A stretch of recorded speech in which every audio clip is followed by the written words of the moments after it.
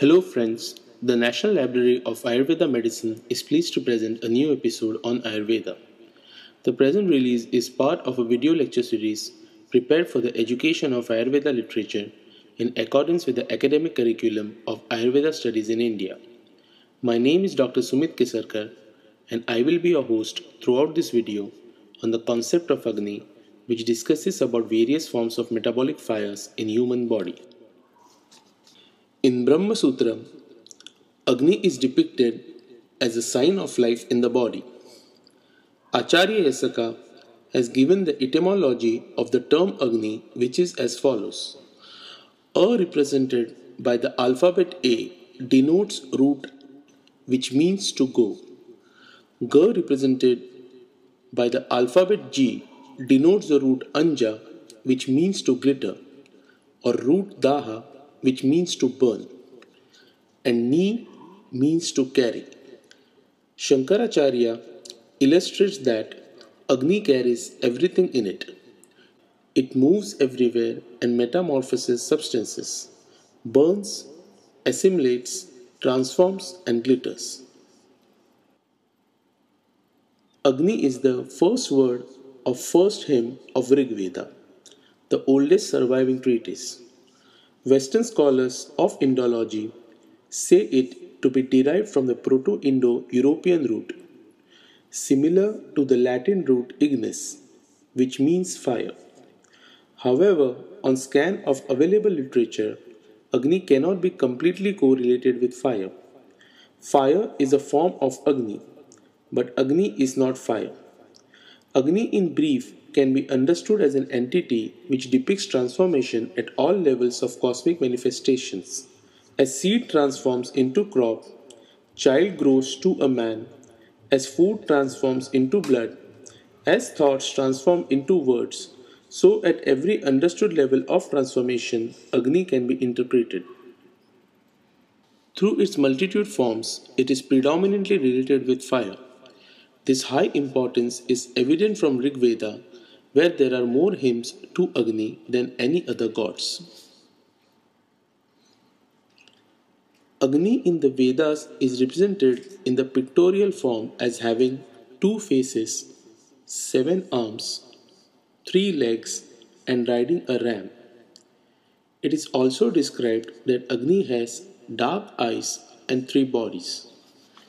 The omnipresence of Agni is described through the Puranas in all manifestations.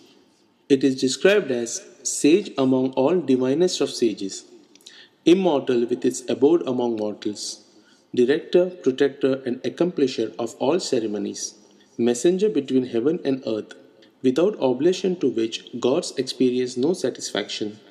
It is only communication between gods and mortals, and immediately acquainted with all forms of worship. Agni is also found at crematorium, where it assumes form of Kravyat, a flesh-eating demon. Agni himself is a Kravyat, and as such takes an entirely different character.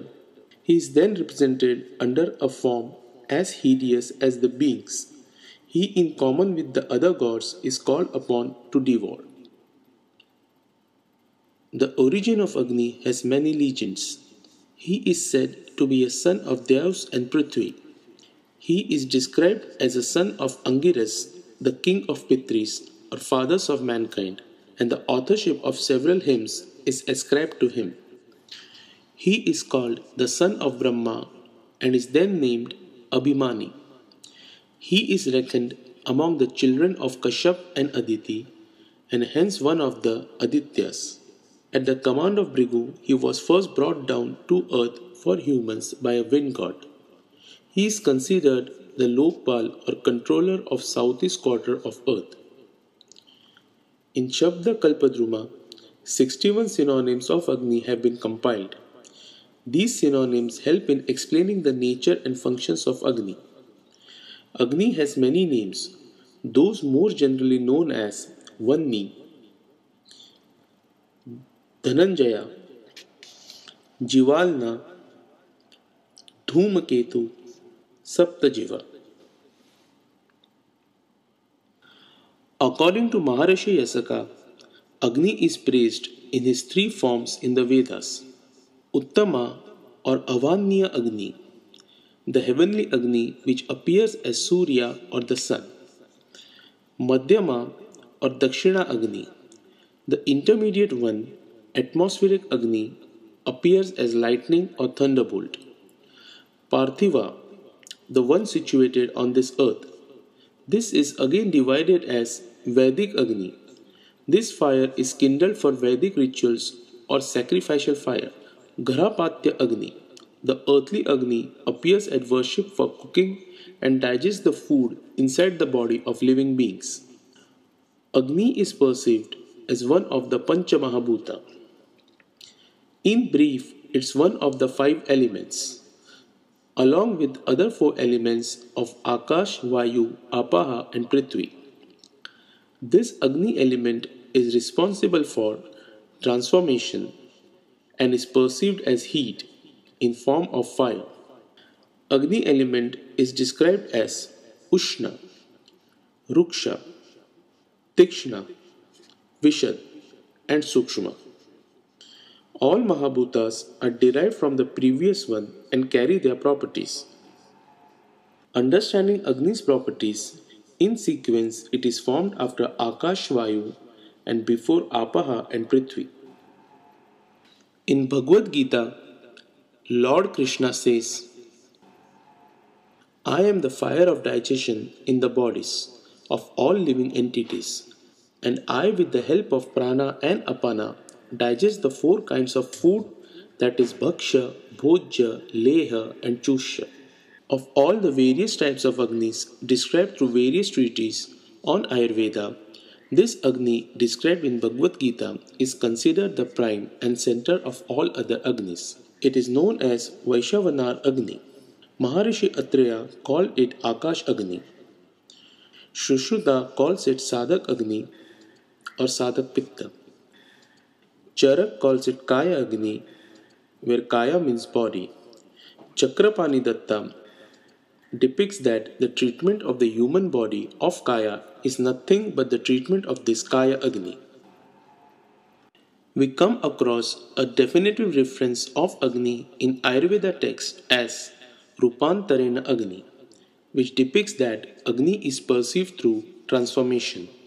In human body, Agni transforms outside elements in a form recognizable and accepted by the body, which means Agni transforms incompatible entities into compatible ones as identified by the body. Agni is innumerable because of its presence in each and every entity of the human body. However, various treatises on Ayurveda have tried to enumerate these Agnis as a finite group. Charak has mentioned about 13 Agnis,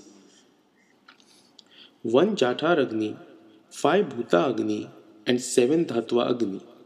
According to Acharya Sushrut, 5 types of Agnis are illustrated: Pachak Agni, Ranjak Agni, Alochak Agni, Sadhak Agni, and Brajak Agni. However, there is an indirect reference of 5 Bhuta Agnis underlined in the brief description made to the transformation of food. Vagbhat has described additional 3 Dosha Agnis and 3 Mala Agnis along with Agnis of Sushrup and Charak. Sharangdhar has recognized Agni in form of 5 Pittas: Pachak, Brajak, Ranjak, Alochak, and Sadhak. Bhav Mishra has followed Acharya Charak and Vagbhat. The different types of Agnis mentioned through various treatises can be logically narrowed down to the 13 Agnis mentioned by Charak and 5 Agnis mentioned by Sushrut. Evaluating further, Sushrut's Agnis are nothing different than transformation of entities at the 5 levels of Pitta at their subsequent locations. It does not give a separate approach to understand the concept of Agni devoid of Pitta dosha. Now there is a question as to whether Pitta and Agni are both the same or are different. Does any area exist of Agni without Pitta, or is it that Pitta is Agni? According to Acharya Sushrut, There is no existence of any other Agni in the body without Pitta. Pitta has the attributes of Agni because of which it causes combustion and digestion in the body. In a secondary sense, Pitta itself is called Agni, and hence Sushrut has concluded there is no separate existence of Agni independent of Pitta.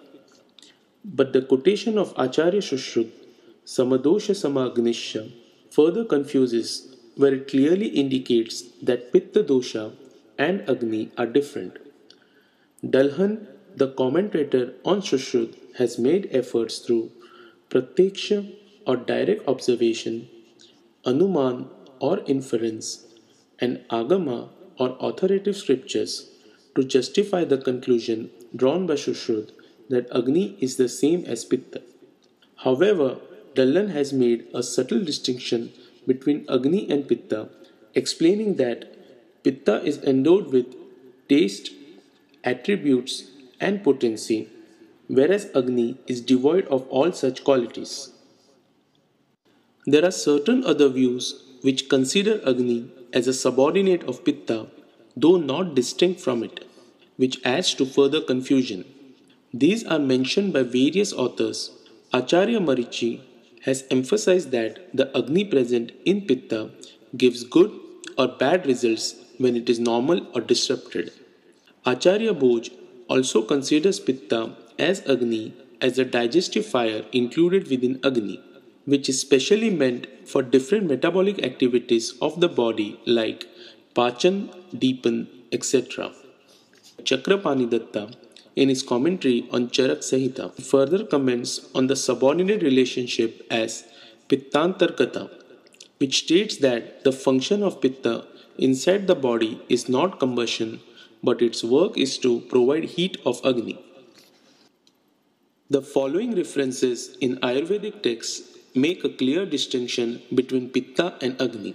Ghee or clarified butter alleviates Pitta but stimulates Agni. Goat's milk and fish cause aggravation of Pitta, but they do not stimulate Agni. Sleeping during the daytime causes aggravation of Pitta, but it subdues Agni. Bhav Mishra has given a clear solution to this problem. According to him, it is the Ushna or heating attribute of Pitta which is responsible for its functions like Pachan, Ranjan, and Darshan. Therefore, Agni does not exist independent of Pitta. Pitta, though composed of five Mahabhutas, is dominated by Agni and Apaha and bears the characteristic features of both these Mahabhutas. It is the predominance of Agni and reduction of Apaha Mahabhuta which enables Pitta to perform functions like digestion. It is this modified state of Pitta which is called Agni. Though in reality, Pitta and Agni are two different entities, because of their eternal association, in practice, these are treated as synonymous. Agni does not exist independent of Pitta. Pitta, in addition, has Apaha Mahabhuta properties like Drava, Visra, and Adogami, whereas Agni has opposite attributes.